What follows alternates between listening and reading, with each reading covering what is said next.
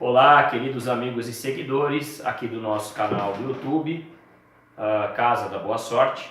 Sou o Babá Awudile Ilesiri Shonmi Zarcel, sacerdote do templo Ijoifá, Culturauri Ati Iliaxé Obataloshremagu. Pessoal, tivemos uma live recentemente lá na página do templo no Facebook, cujo link inclusive está divulgado no perfil do nosso canal, uma vez que lá todo domingo, quando possível, às 20 horas, nós realizamos a live para interagir com os nossos seguidores, com o nosso público, sempre abordando algum assunto relacionado ao culto de Ifá ou ao culto de algum outro orixá dentro do panteão Yorubá, dentro da religião tradicional Yorubá, chamada de Essin Orixá Ibilé ou Essin Ibilé Yorubá, ou também Ixexelarbá. Quero agradecer a todos que acompanham o nosso trabalho tanto aqui no YouTube como através da página do nosso templo no Facebook, e gostaria de pedir a todos que prestem bastante atenção no vídeo de hoje, porque realmente a finalidade dele é procurar esclarecer de forma bem direta e objetiva a respeito de uma questão que já deveria estar clara entre os devotos de orixá no Brasil, porém infelizmente parece que algumas pessoas se dedicam a não compreender. E como a principal finalidade do nosso trabalho na internet é esclarecer as pessoas de uma forma em geral, a gente realmente vai fazer esse vídeo hoje com esse propósito, e aí eu conto com a sua dedicação e o seu empenho em compreender. Para aqueles que gostarem do nosso vídeo, eu solicito que no final curtam e comentem.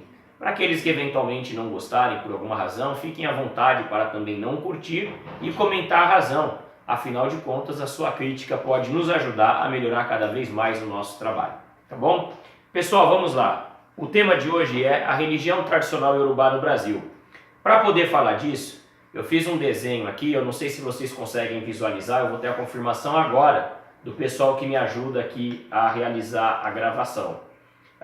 Eles acabaram de confirmar que está bem visível. Eu fiz um desenho, a minha especialidade não é essa, não ficou nada profissional, mas foi feito com muito carinho para explicar para vocês sobre a questão do continente africano. Então aqui está desenhado o continente africano, tá? Como vocês podem observar, é um continente enorme. E a África, diferente do que muitos acreditam, não é um país, é um continente. Diferente do Brasil. O Brasil é um país que tem uma proporção continental, certo? E que faz parte do continente sul-americano. Já a África não. A África não é um país, ela é um continente. Dentro do continente africano existem vários países, e dentro dos seus respectivos países existem vários grupos étnicos, ou seja, várias etnias. Então é extremamente importante deixar isso claro para que as pessoas possam entender melhor em relação ao assunto e confundir menos as coisas. Vamos lá, não é segredo para ninguém, o nosso país é dos anos de 1500, principalmente 1600 até 1800, em 1888, 89, fez uso da mão de obra escrava. Os escravos eram os negros que eram escravizados pelo povo europeu e trazidos não só ao Brasil, mas a vários outros países do continente sul-americano, como o americano de uma forma em geral, para que eles viessem e realizassem as atividades braçais, se assim podemos dizer. O que acontece? No ano de 1600, para usar uma linguagem bem clara e objetiva, os negros que vinham ao Brasil escravizados eram dessa região, tá? Que hoje é conhecida por nós como Angola. Nessa região vivia um grupo étnico chamado Ovibundo ou Umbundo, que no Brasil popularmente ficaram conhecidos como povo banto, tá? Esse povo que vivia nessa região não tem relação alguma com o povo Yorubá e também não tem relação alguma com o culto de orixá. Eles cultuavam divindades da sua tradição, que eram denominadas Inquice, que poderiam ser desde ancestrais divinizados como manifestações da natureza, tá? Um exemplo, Pambo Inzila, Dandalunda, dentre várias outras divindades do panteão do povo Umbundo, que são chamados, as divindades deles são denominadas Inquice, tá? Esse povo aqui, eles foram os primeiros a virem para o Brasil escravizados, né? Consequentemente, eles foram os que mais sofreram a opressão europeia, portuguesa, de uma forma em geral, tá?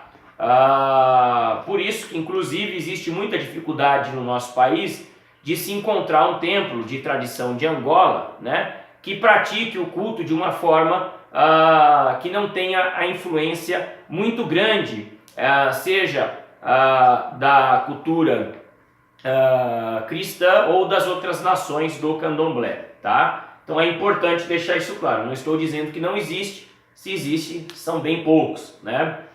Por quê? Porque eles sofreram muito, eles vieram aqui, eles chegaram no começo. O povo Iorubá, que é o povo que eu marquei aqui no mapa, eu não sei se vocês conseguem ver, eu vou ter a confirmação agora, com uma caneta verde, ó, tá? Eles vivem num pedaço da Nigéria, que é esse pedaço aqui, e um pedaço do Togo e do Benin, tá? É o povo Iorubá, eles vivem num território denominado Yorubaland.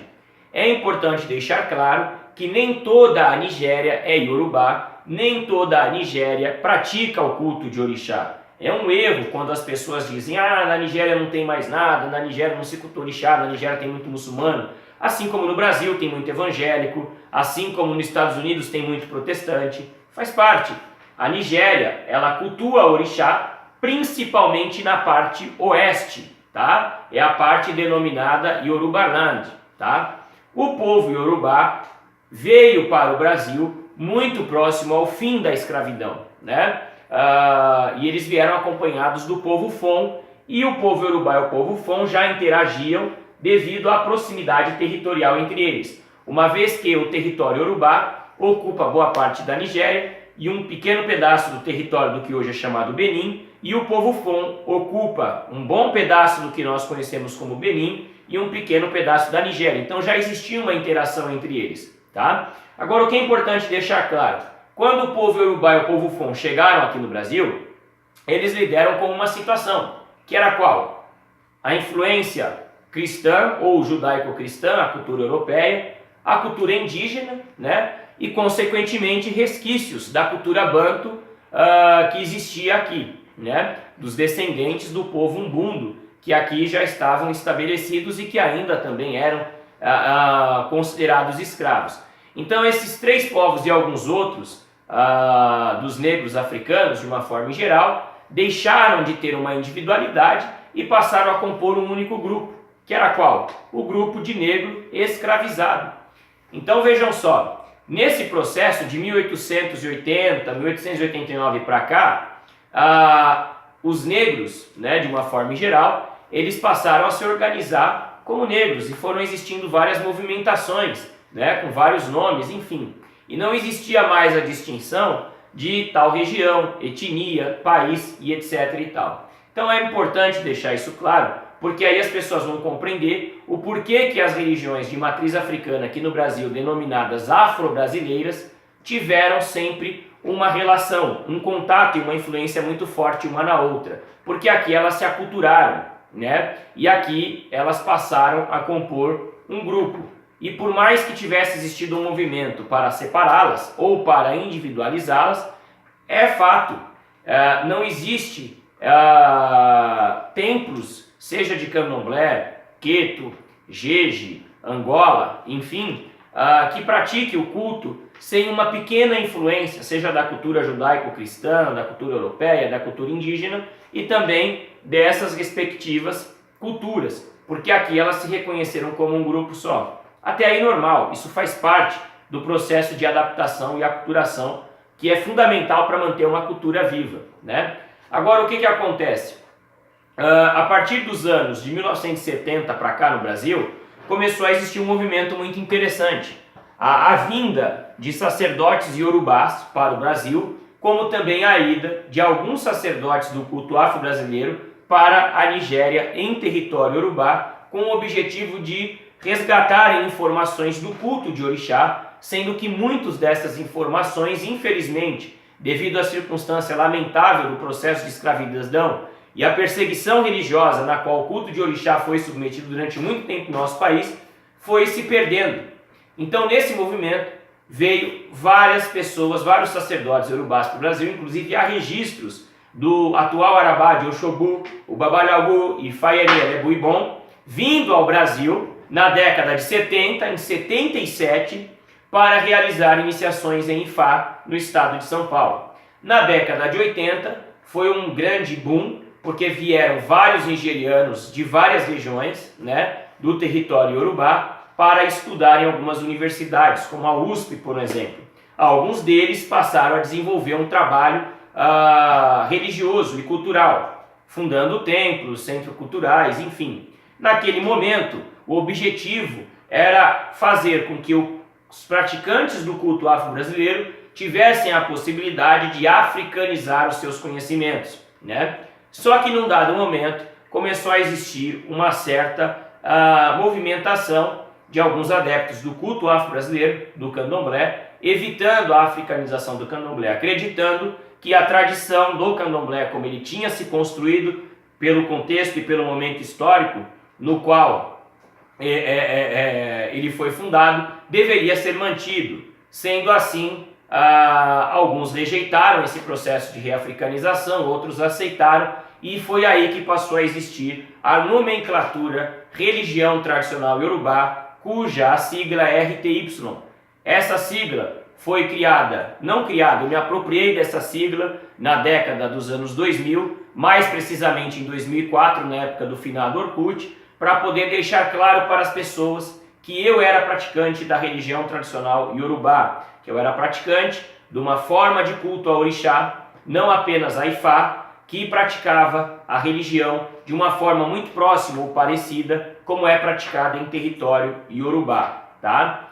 E aí o que acontece? Dos anos 2000 para cá, muitas pessoas passaram a fazer parte dessa tradição, muitas passaram a desenvolver trabalhos aqui na internet falando a respeito, só que isso acabou contribuindo para que algumas pessoas entendessem e contribuindo também para que outras distorcessem. É importante dizer que o candomblé, com as suas diversas nações, é uma religião, ou melhor, cada nação é uma religião, a Umbanda é uma religião e a religião tradicional iorubá é outra religião. Elas devem se respeitar e, por serem praticantes de uma mesma tradição, no sentido de que prestam culto às mesmas divindades, devem se reconhecer socialmente e politicamente para que nós possamos combater a intolerância religiosa da qual todos nós somos vítimas, principalmente praticada pelos evangélicos. Agora é fato, é preciso deixar claro, é muito importante esclarecer que não é saudável para nenhuma das duas que elas se misturem. É lógico que uma tem muito a somar e a contribuir para o crescimento da outra, desde que haja um interesse verdadeiro entre os praticantes nisso. Agora é importante manter uma linha e uma linearidade muito clara do que é contribuição e do que é mistura. Apesar que cada um faz na sua casa aquilo que acredita que é correto, não me cabe aqui determinar. Agora o que é importante dizer, algumas pessoas procuram com a finalidade de diminuir as práticas da religião tradicional iorubá no Brasil, nos chamar de Ixexê diáspora. Talvez essas pessoas não tenham conhecimento do que significa a palavra diáspora. E eu explico.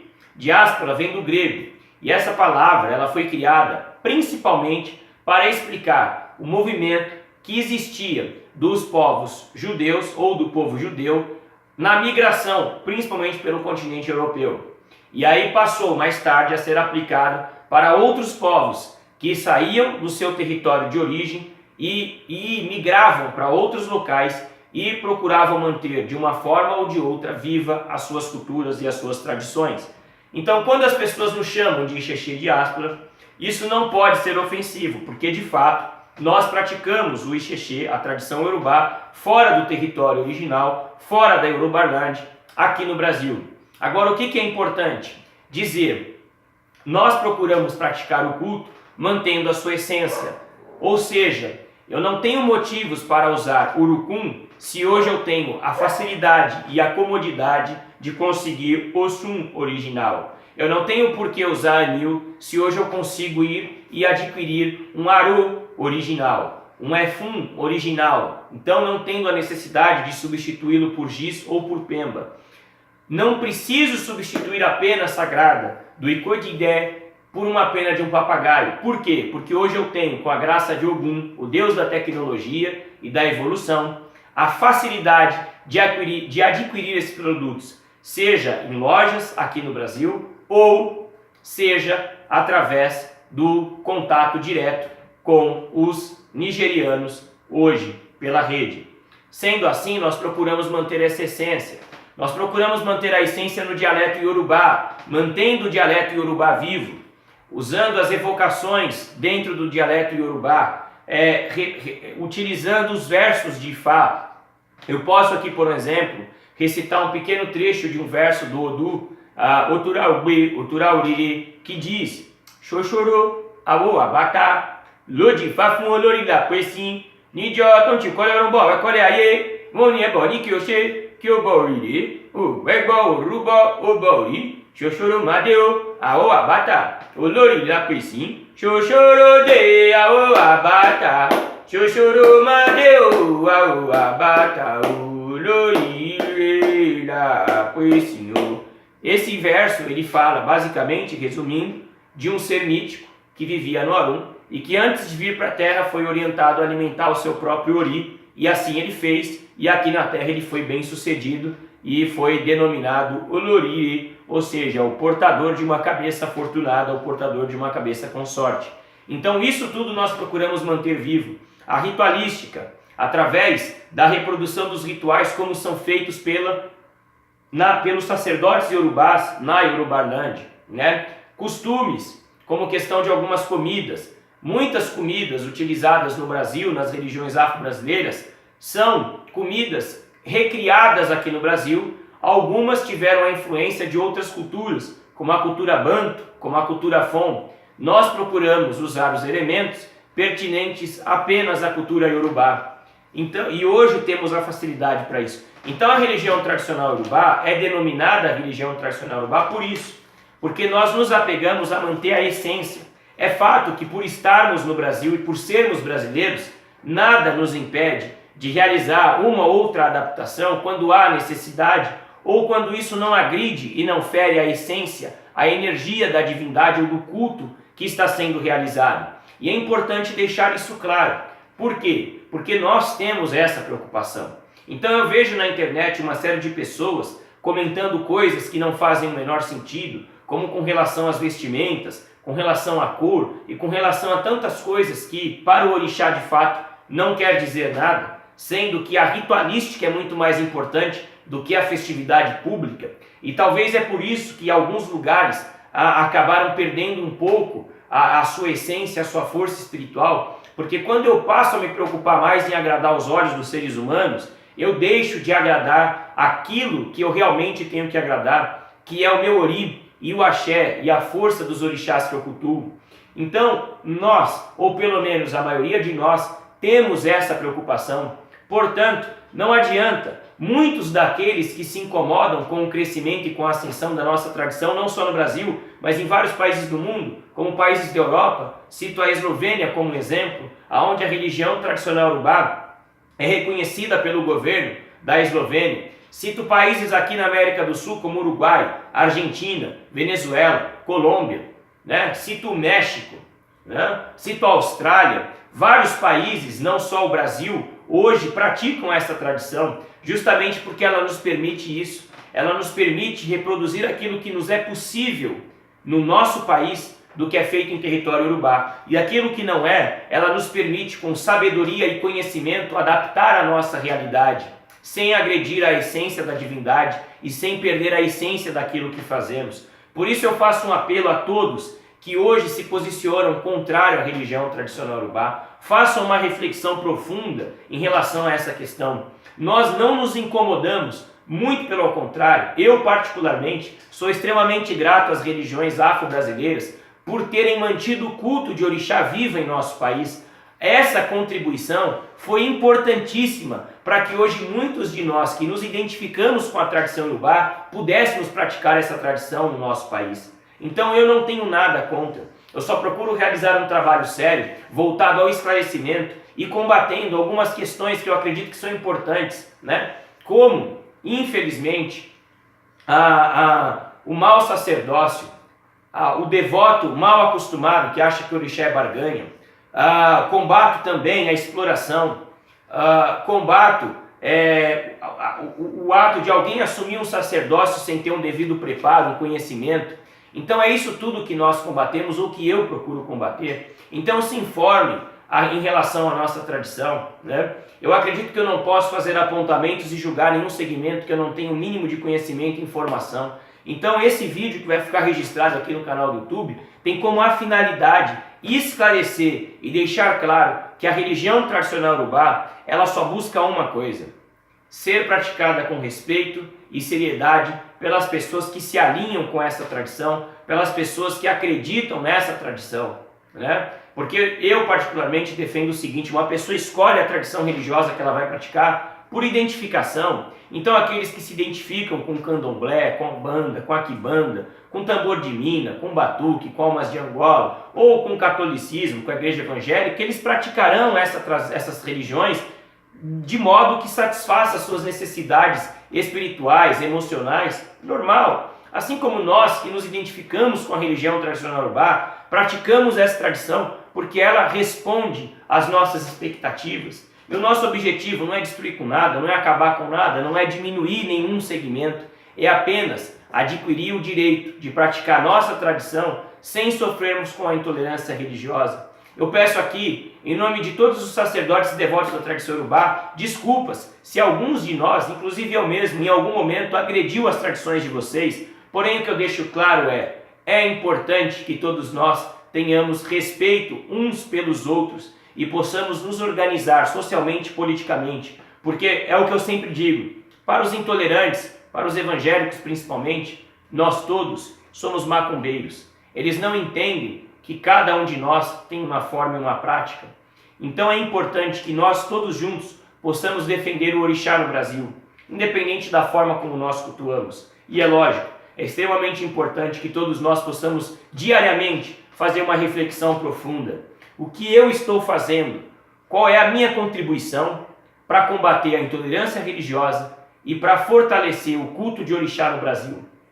A minha contribuição é os vídeos que eu deixo para vocês e os meus artigos, para que possa ficar aí, para que as próximas gerações tenham material e condição de cada vez mais se aprofundar nesse oceano tão amplo e profundo.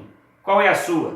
Você ainda não tem? Procure ter. Ao invés de perder tempo muitas vezes criticando o outro que está ali trabalhando com um objetivo, com uma finalidade, ocupe seu tempo, faça algo bom pela humanidade, contribua de fato pelo crescimento da força e do culto da divindade que você diz amar. Esse é o meu conselho a todos vocês. Pessoal, espero ter deixado claro em relação a qual é o tema, ou melhor, qual é a intenção da religião tradicional Urubá no Brasil, como ela começou. É lógico que não dá para explicar isso tudo num único vídeo, mas não faltarão oportunidades para que nós possamos dialogar a respeito. Agradeço a todos vocês pelos olhos e ouvidos atentos. Nos vemos em breve aqui no canal do YouTube Casa da Boa Sorte e todo domingo na página do Templo a partir das 20 horas. Um grande abraço, Ireu, tchau, tchau.